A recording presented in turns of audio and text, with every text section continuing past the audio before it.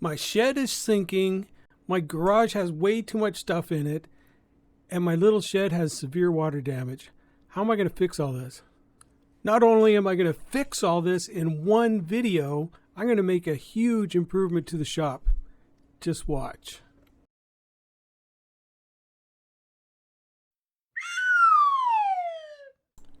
I thought I did a good job building this shed. I put it on 12 concrete piers that went 3 feet down, used 2x6 construction, but it's still sinking. And with this much movement going on, it makes it really difficult to keep the CNC in perfect alignment.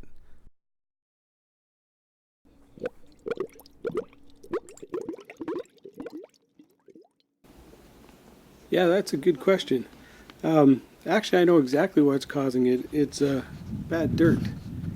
The whole neighborhood is kind of settled in some bad dirt.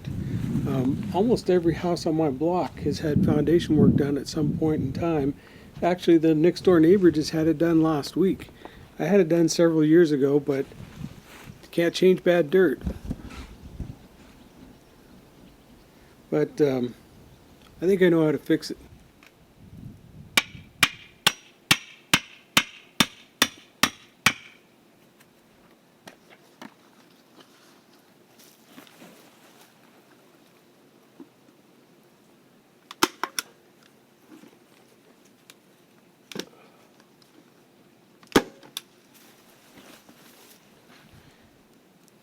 That ought to do it.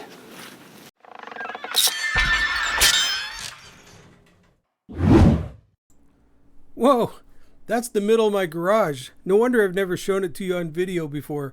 That's got to go. If I'm going to get the CNC on stable ground, I'm going to have to move this out.